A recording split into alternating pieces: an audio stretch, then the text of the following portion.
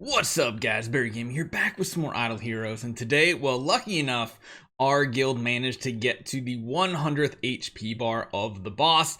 There's probably only going to be a certain percentage of the top guilds that actually get to do this every time, but let's be honest, this boss becomes extremely difficult. Adding Hyperspace Hunter Ilamok into your team is probably a must for just about everybody, but let's talk about and show exactly why we're talking about this. Let's get going.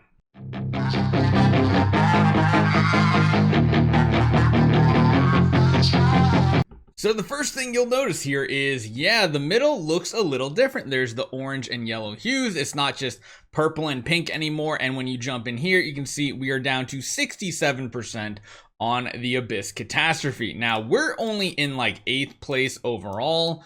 I would have to guess probably like close to the top 10 will be getting to the 100th bar, but you'll notice like our entire guild has been hitting now, and we're like, this bar is not moving a ton. I've seen JC doing some stuff on his account, and of course, as you guys know, JC is like the big hitter of our guild. There's one thing we have to change, and that is you kind of just have to completely take heroes out of your lineup because of the amount of damage you do. One of them being Heartwatcher. She just simply cannot survive anymore. Eventually, everybody will still die in this battle, but you can make them live just a little bit longer with Hyperspace Hunter Ilamok. The shields that he provides is going to be absolutely necessary, so we're going to try to use our existing setup. There are some weird things that happen because of the amount of damaging hits that happen. We're going to watch the first one in slow-mo, and we're going to see if we can even do any damage. We don't really care about what the HP is. We're not doing this for the damage. We're doing it for the, I guess I'll just say the testing of it. So our team should be set here. Energy feed does get a little wonky here because there's a lot more CC going out, so just beware of that as well. I don't think you can taunt the boss. If you could taunt the boss, his core would be amazing. Let's watch this in slow-mo. Hopefully it's on ×1. So ×1 speed here. We get some hit offs. You can see how much damage is being done to your team. Essentially, you need to be able to have your team live until the boss attacks, but you'll notice a lot of damage is going out, and honestly, we might not even be able to use our Olivia in this situation because she is just too weak. We might have to change the artifacts on her, but you'll notice here that it kind of works. Once the shields are up, things go a lot smoother.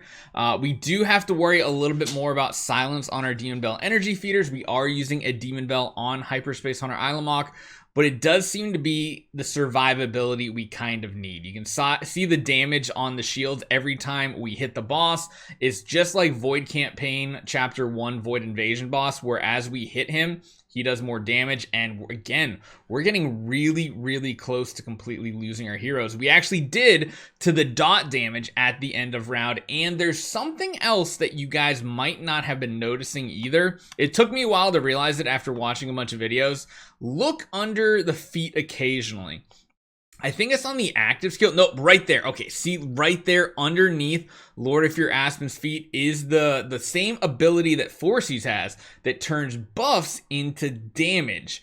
That, I think, is what's killing some of our heroes at the end of the round. And if you can somehow keep your team alive longer, you'll be in a much better situation, which makes me think what we should be doing is using more of an overall power team here and not going for an energy feed, something like that. You can see we're going a few more rounds now. We're able to live a little bit further. Energy feed still, again, very wonky. We're going to slowly starting to lose heroes. We're not going to do nearly as much damage as we used to. You see round 10, we're getting a little further here. And honestly, it might be better having heroes die. You can see we didn't even hit E numbers here. So we got 1, 2, 3, 1, 2, 3, 1, 2, 3, 1, 2, 3. So that's 2 trillion, right? So we hit for 2 trillion. We didn't even get up to the next digit, which is when you start getting like the E14. So we hit for very weak right there. We can try to adjust our lineup a bit though. Whether it's going to work or not, I don't know. I mean, that was with a crown. We can try the full offensive mode that we previously used. I'm a little sketchy about using some of this stuff, but I guess it's worth trying. Actually, no, not mark removal. Fate. We can try going back to this where we're going for the Antlers Cane type setup. The issue is just gonna come down to, can he even survive in this? And that's why I love this one right here, because it gives us a lot of opportunity to test out different builds and see how this would work out. Crown was enough that he lasted a long time. However, if he has Crown, is there even a point? Because then he's not doing his crazy high damage numbers. And you can see most of the support heroes are going down in the first round with Demon Bells. Surprisingly, these two are doing pretty good. I'm thinking what we have to do is we have to add some more heroes in with crowns potentially. But again, if we add more heroes into the team that will survive longer, is that a good thing? Because that means they're going to reflect more damage. We kind of have to see. If we can keep Hyperspace Hunter Ilamok alive longer, then yes, we would be in a good situation here. And yeah, you can see we just slowly lose health, and this boss is absolutely insane. So here's what I'm going to do. We're going to try to keep a team alive for a long battle. I think that's what we're going to do. So we got Queen with the crown still. We do need to change you over. No, you had a crown too. So this is even going full crown already, because essentially what we had set up was the same thing as previously. We had our setups ready for our, whatchamacallit, Void campaign. We'll try it again this way. I'm gonna keep the damage reduction note, I think, on both of them just to see if they can survive. So I've tried a lot of different things on different accounts. I think going for just like the tankiest setup possible is gonna be the way. I actually didn't realize I had Golden Crown on him still. Oh, that is really, really sketchy. Really sketchy on this boss. I don't think we're gonna be able to do anything anymore. So let's drop you and get two other heroes into this lineup that might be able to survive. But again, I don't think adding them in really does anything to the point of keeping our other heroes alive that are already dying. What it does do is potentially give us a little bit more damage, having 2 damage dealers instead of just 1. And this is kind of like the setup we typically use. So you can see our health is going down. I think we might need to change to the Scarlet Queen Halora core as well for additional healing. But going for a team like this, so basically this is kind of like what we've been using in the Void campaign invasion boss with a bunch of crowns, but instead of Antlers Canes, we were using Melodic Strings, which again, maybe Melodic Strings would be a better option. I don't know. What if we wanted to change Doppelganger Natalia to an offensive build as well? If she could survive, because she's like one of the tankiest heroes in the game. Lost Vulcan there.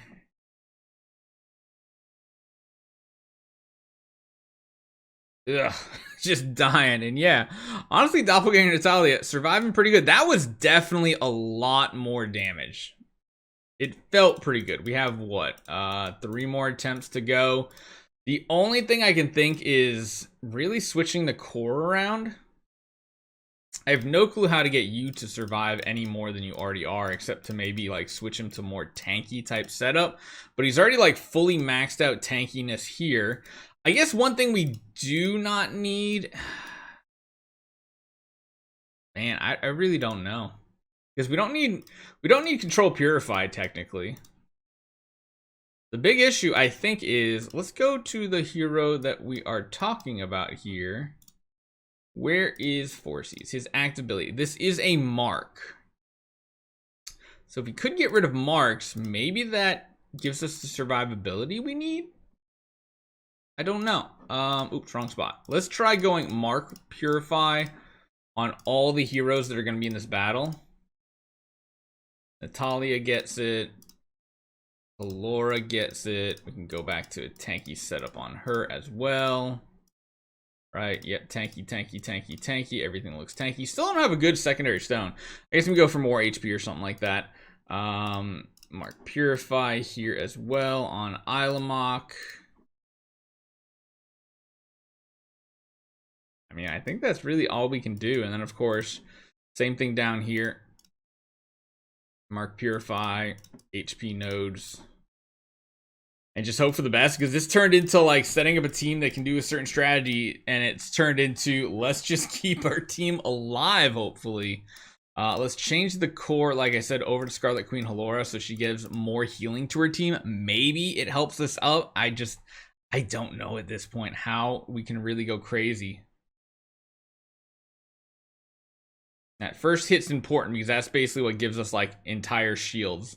You can see how like the shield bar pops up on a bunch of these heroes here. But again, we're not gonna have these crazy numbers because we're not getting active skills constantly, which number one, that blessing that we got from the new difficult modes gives us additional 3% all damage dealt for every active that is used. However, we're not getting 6 actives off and around anymore. We're barely getting any whatsoever. I wonder if we should be running Balanced Strike on all these heroes too, just for them to get a little bit of extra healing. I don't know if any of them are proccing shields early on, or if it's like they're working their health down and they can't recover it fast enough. Again, having the Scarlet Queen Halora core is definitely a good survivability tool here. You can see at the end round, tons of healing.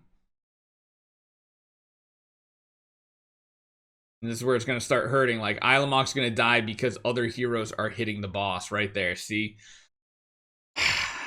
I wonder if Osa strategies are going to be the best strategies at this point. It could be. It might be. Because then your heroes have a better chance of surviving. Right? Like, that could legitimately be a strategy. Carries will just die instantly to reflect damage, and then you'll just be left with, like, 2 heroes. That might actually work. The issue is all the crowd control. If you're not using cause, you're going to have huge crowd control issues. You could use like 1 or 2 Ignis and then 2 carries. I mean, our team definitely lived a lot longer at that point. Like, a lot longer. Natalia's going the distance here. She's going 15 rounds, I swear. Yeah, she's actually going to the 15th round. That's absolutely crazy. All right. So, what if we tried something like this? I know, I'm just doing some weird stuff now. We're going to have 2 sacrificial Ignis. We do have some carries. Let's try something different here. So, you can go back to your normal artifact. I kind of want to put you in here. Since you have good survivability and you have good synergy. And you don't really need to be running like crazy type setups here. Crit chance is only 42. I think it'll be enough. Let's just, for the sake of it, let's try something different. So let's go to our star imprints. Let's instead change back to the old school Osa setup. See how it works out. We're gonna go here. Go here. Go here. Luckily, we have a 3-star set of all of them. And go here, and then we can leave the other bonus to whatever, really. So now we do have to change one other thing, because actually, I don't know if we'll need crowd control. Let's just test it. We're here to test all these different types of setups to see if something might work. Although maybe, I don't know. Let me go to the drawing board. Let me try, because we still have 2 attempts. I want to see if we can get a better strategy going for our last 2. We'll see what we can make work, but there are some options. Just be prepared for your damage to plummet to the ground. Hopefully you guys enjoy this one. I'll see you guys next time.